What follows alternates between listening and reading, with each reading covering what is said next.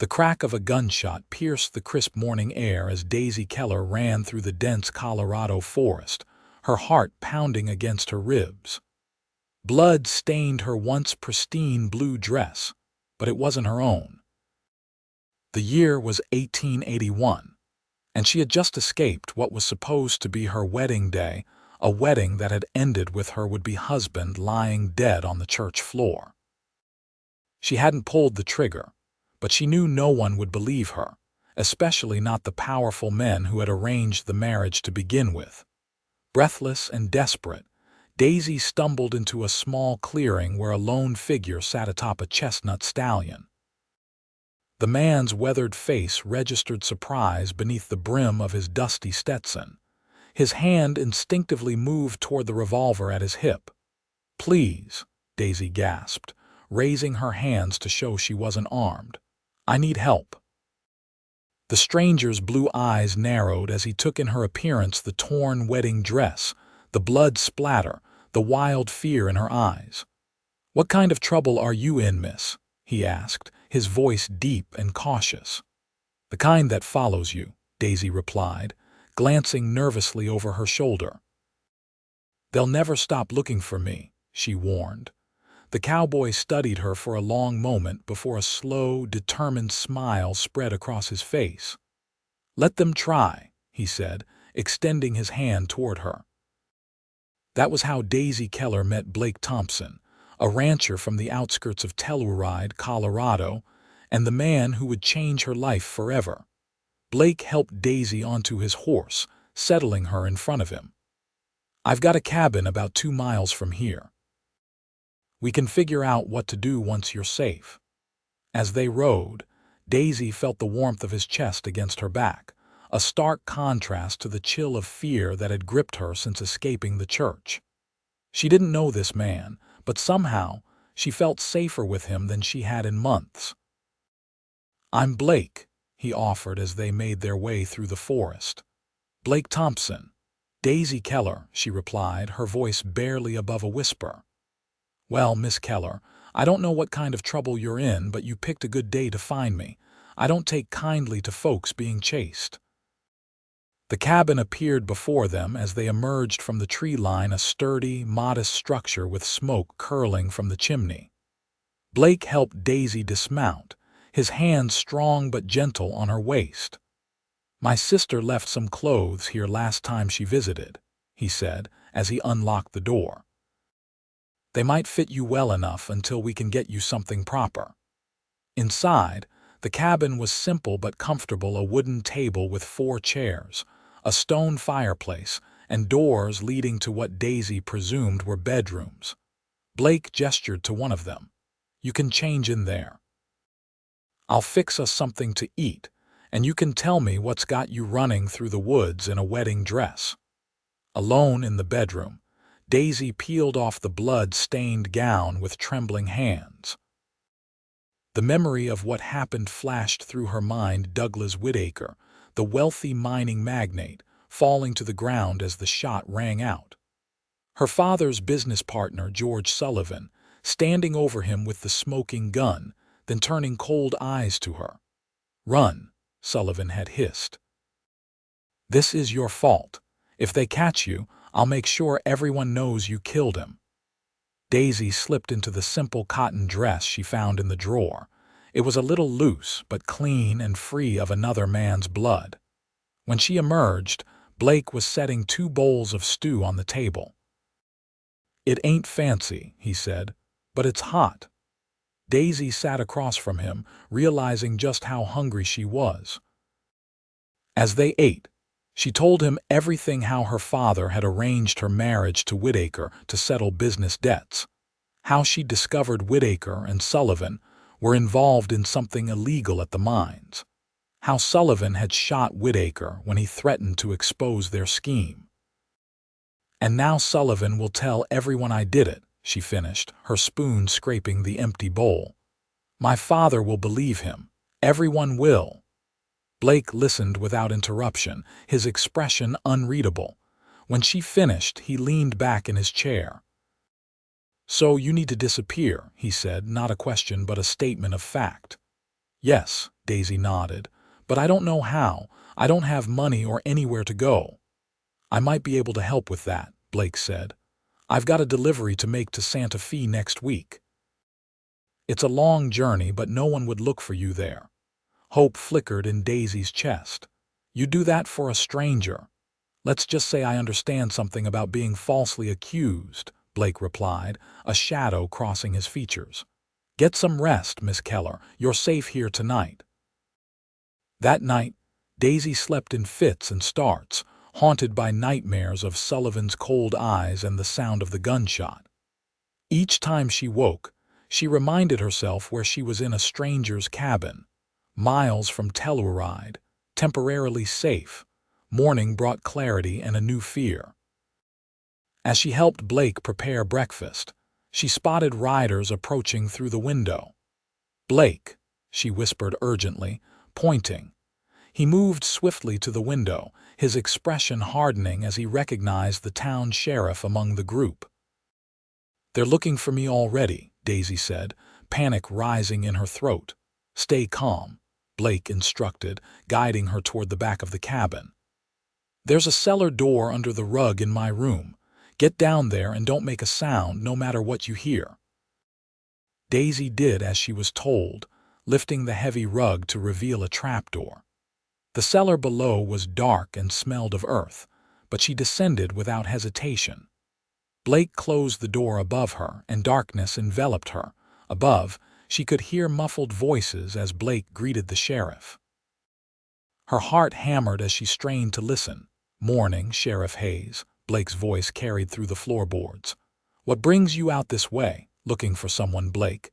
Young woman might have passed through here yesterday. She's wanted for murder." "Murder sounds serious." "Haven't seen anyone out here, though. Been busy with the spring calving." There was a pause, and Daisy held her breath, certain they could hear her heart pounding. "Mind if we look around?" the sheriff asked.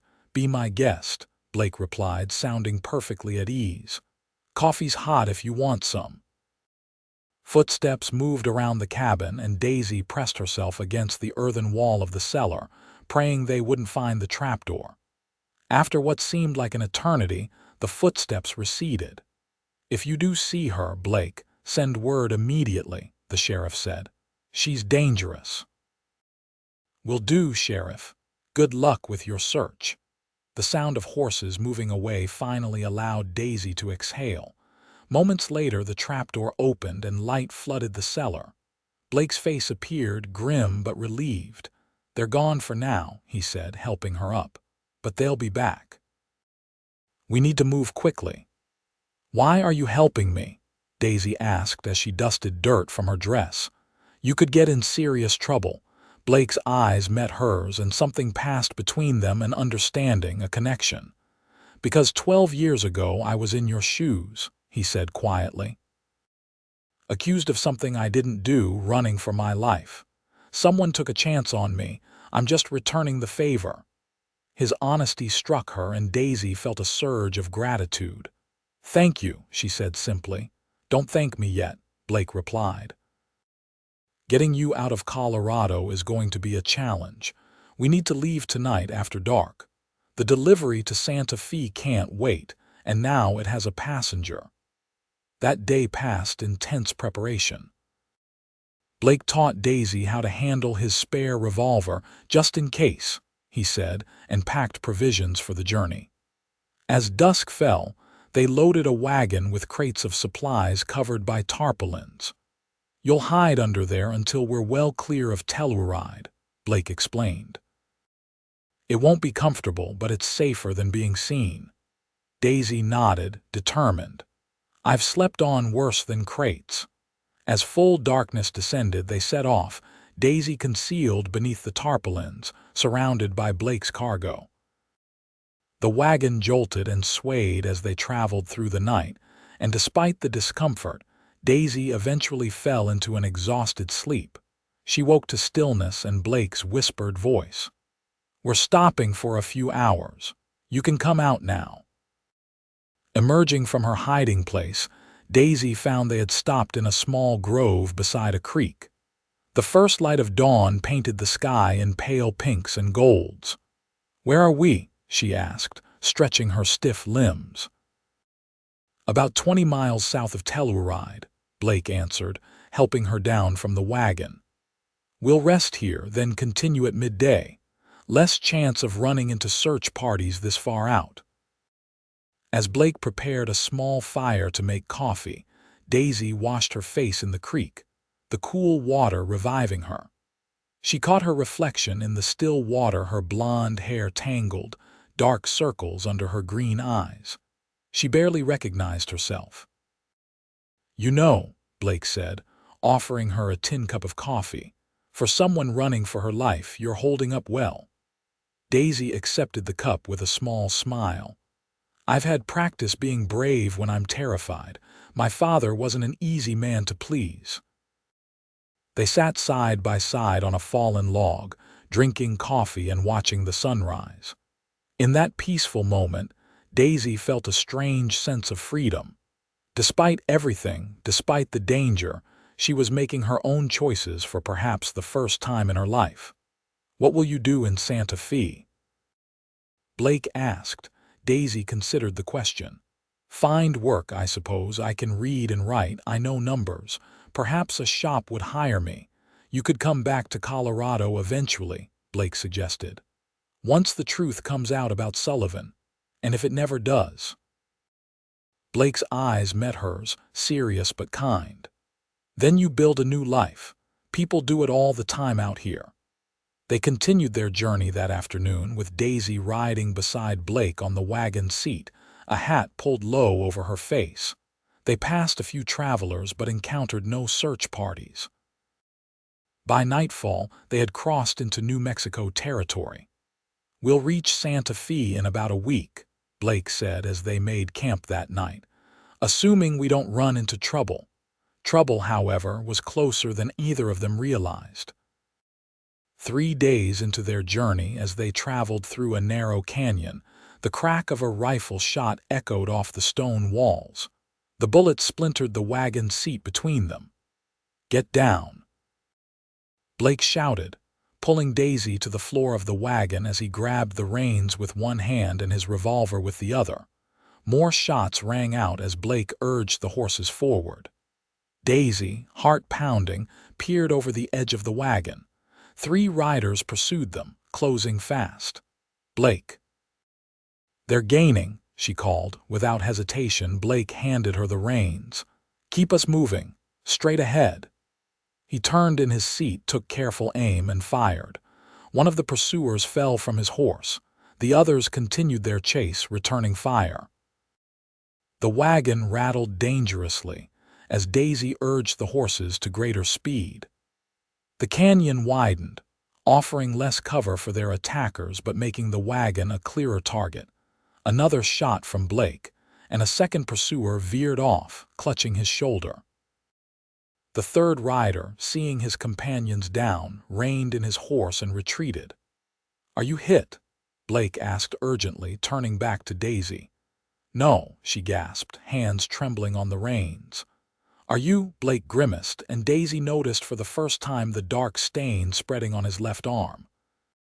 "It's just a graze," he said, but his pallor told a different story.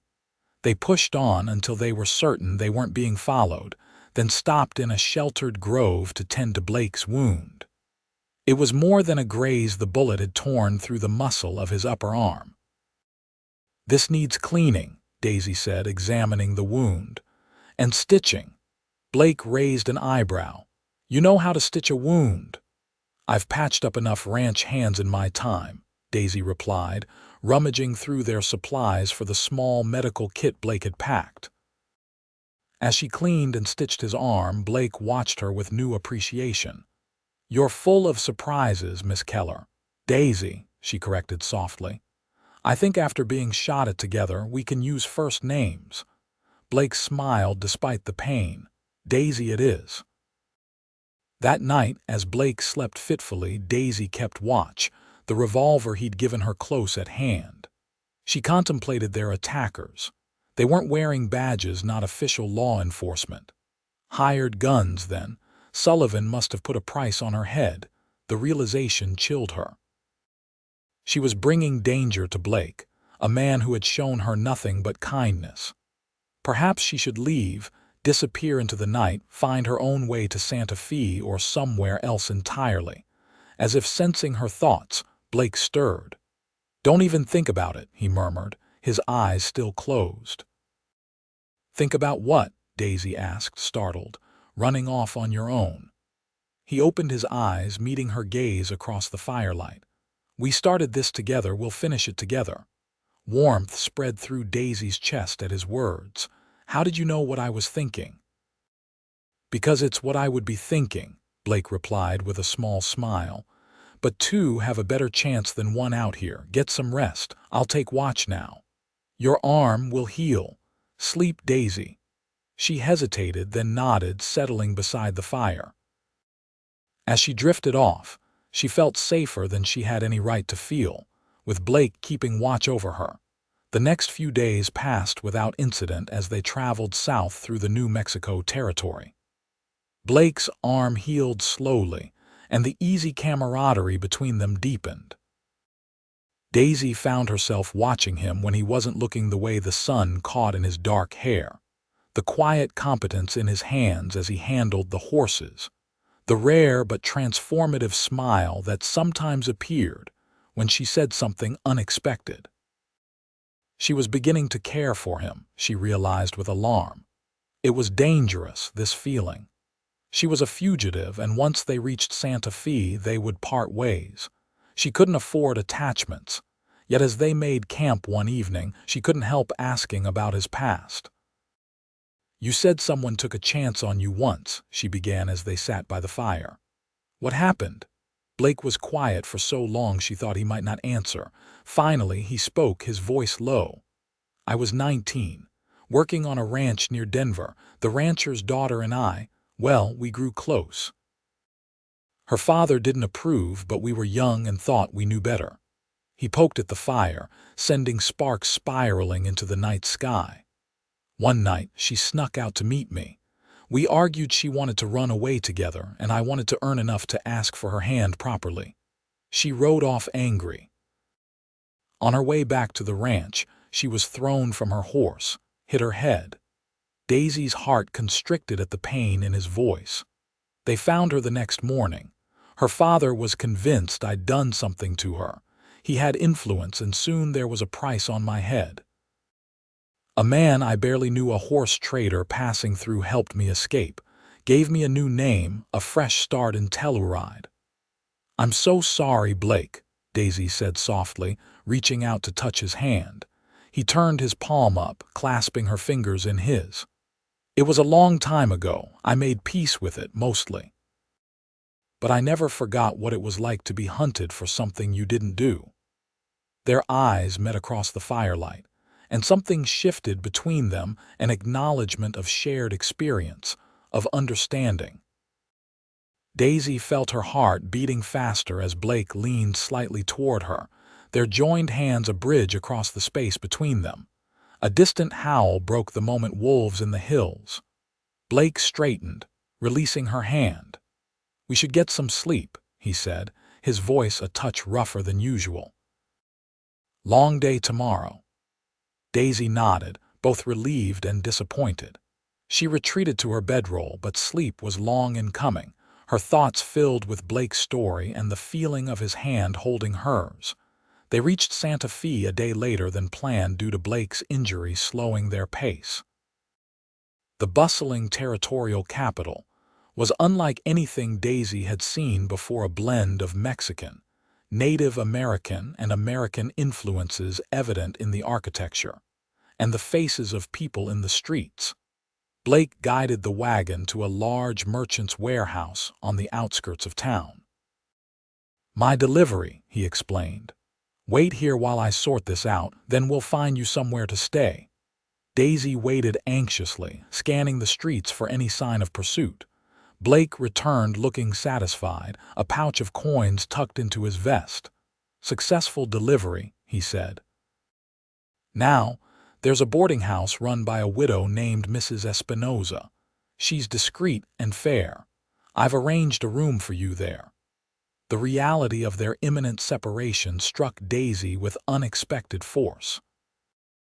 After days of traveling together, the prospect of facing this new city alone suddenly seemed daunting. "What will you do?" she asked as they drove toward the boarding house. "Head back to Colorado tomorrow," Blake replied, not meeting her eyes. "I've got a ranch to run." Mrs. Espinosa proved to be a warm, round-faced woman with sharp eyes and a no-nonsense manner.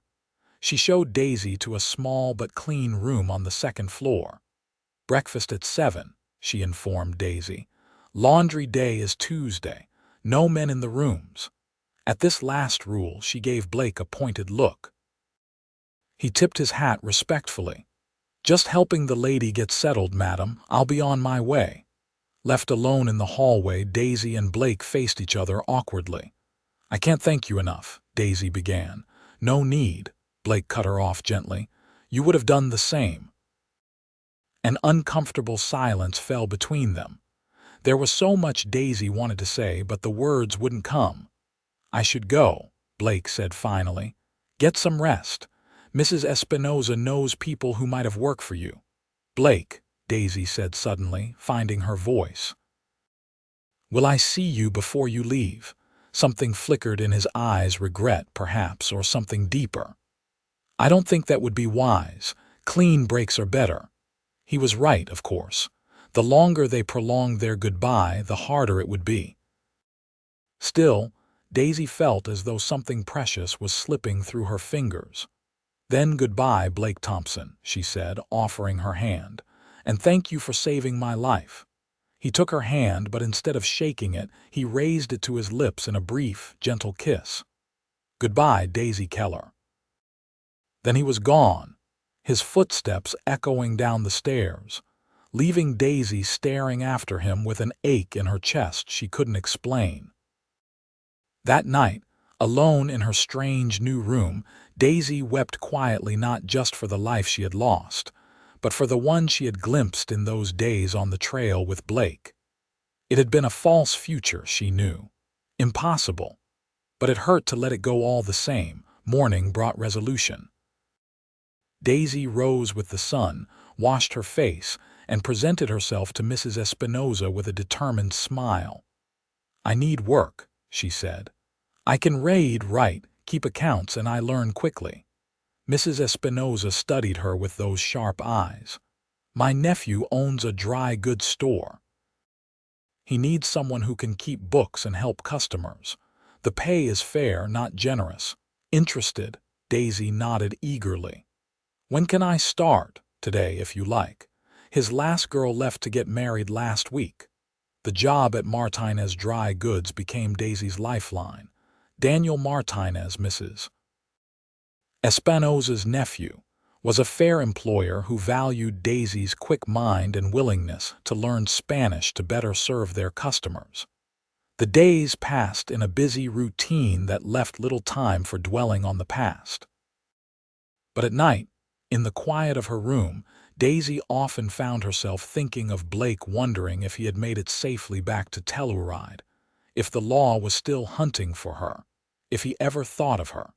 2 months after arriving in Santa Fe, Daisy received an unexpected visitor at the store. A weathered old man with a silver beard entered just before closing time. "Miss Keller?" he inquired, looking around the nearly empty store. Daisy tensed, her hand moving instinctively toward the small knife she kept in her pocket. "Who's asking?" "Name's Emmett Walsh.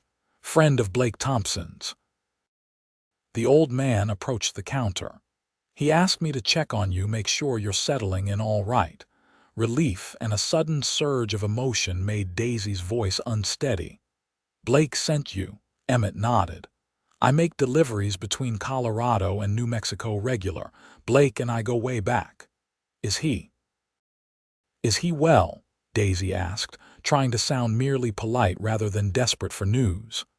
"Well enough," Emmett replied, his shrewd eyes taking in her reaction. "Though I'd say he's been distracted lately. Man's got something or someone on his mind." He reached into his coat and produced a letter.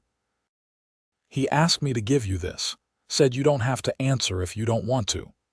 Daisy took the letter with trembling hands. Thank you.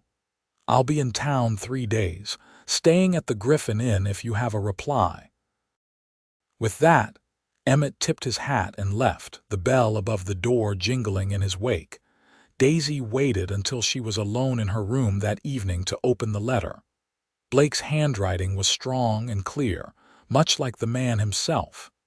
Daisy, I hope this finds you well and settled in Santa Fe. I've thought of writing many times but wasn't sure if you would welcome news from the place you fled. Emmett is trustworthy. He knows only that you're a friend who needed a fresh start, nothing more. Things here have quieted.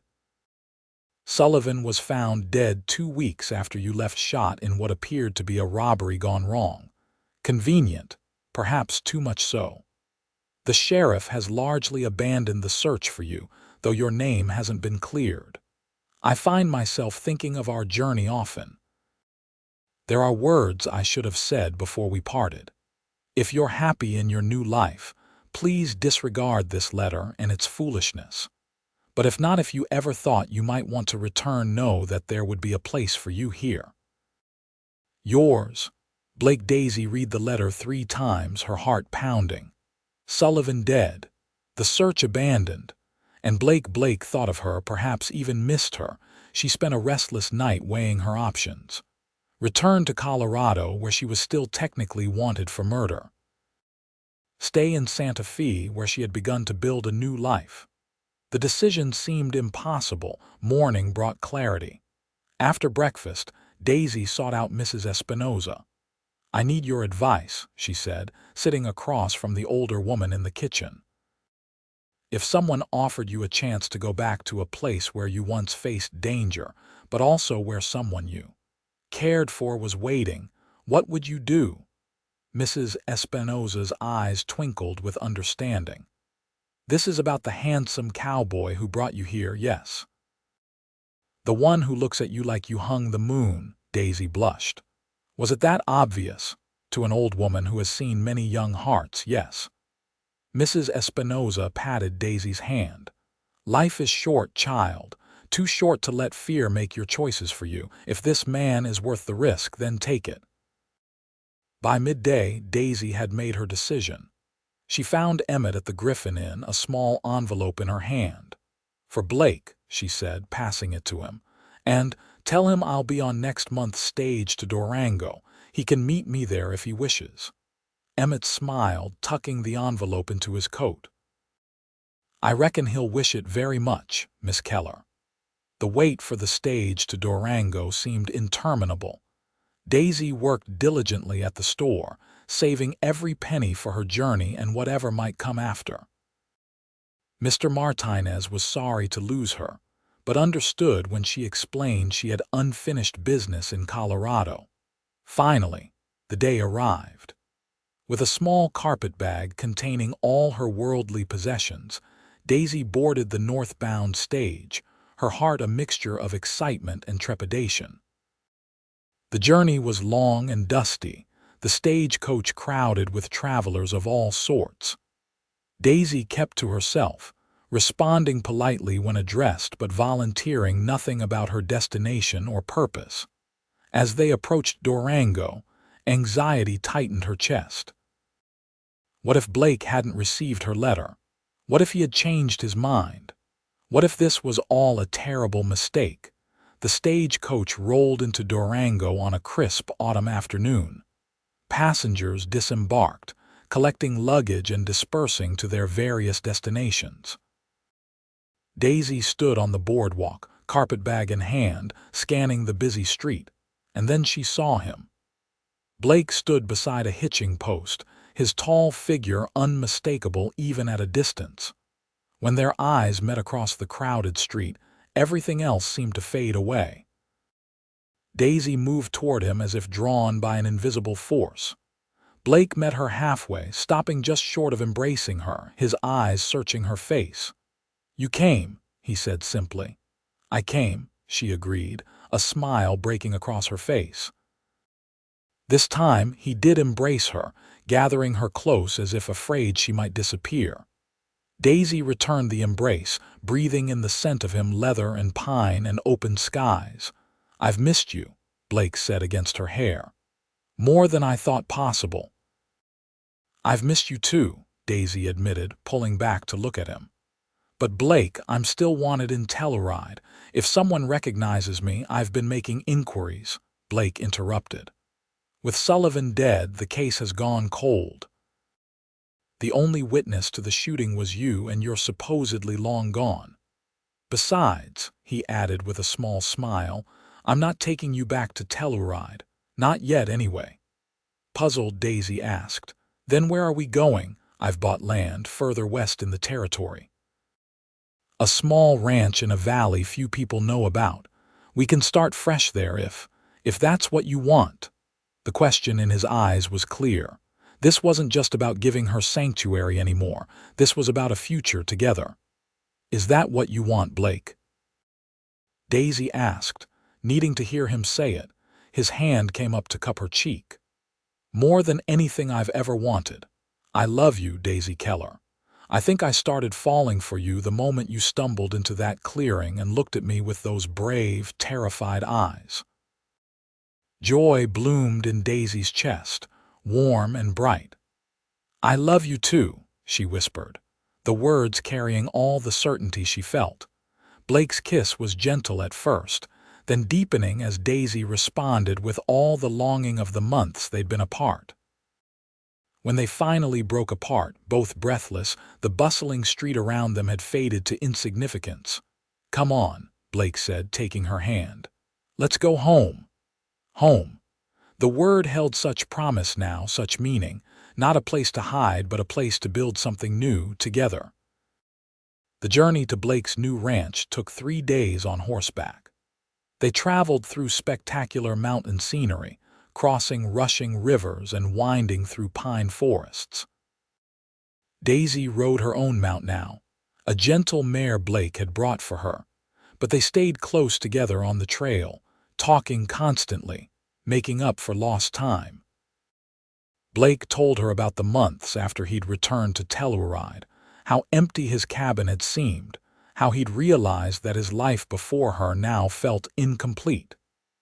Daisy shared stories of Santa Fe, of learning Spanish from Mrs. Espinoza, of the letter she'd started to write him a dozen times before receiving his. As they crested a final ridge on the 3rd day, Blake reined in his horse. "There it is," he said, gesturing to the valley below. "Our place." Daisy gasped at the sight. A small but sturdy cabin nestled beside a clear stream, surrounded by meadows and sheltered by distant mountains.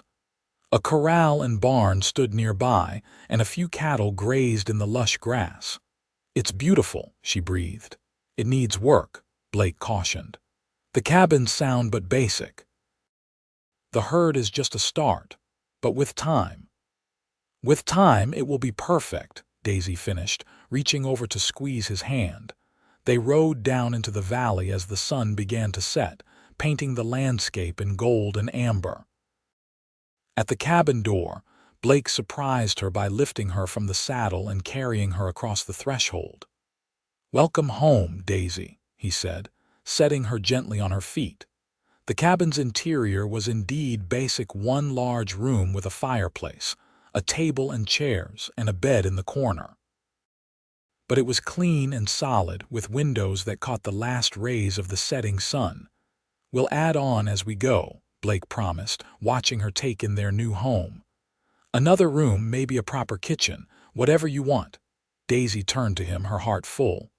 "All I want is this. You, us. A chance to build something that's ours." That night, beneath a roof that sheltered them both, Daisy and Blake sealed their love with tender touches and whispered promises. They were no longer fugitives and rescuers, but partners, equals, building a future neither had dared to imagine. The seasons turned, and with them, the small ranch flourished. Blake and Daisy married that winter in a simple ceremony performed by a traveling preacher, with only a few trusted neighbors as witnesses. By spring, they had expanded the cabin, adding a second room and a proper porch. Their cattle herd grew, supplemented by a vegetable garden Daisy tended with care. Life wasn't without challenges. The harsh Colorado winters tested their resilience.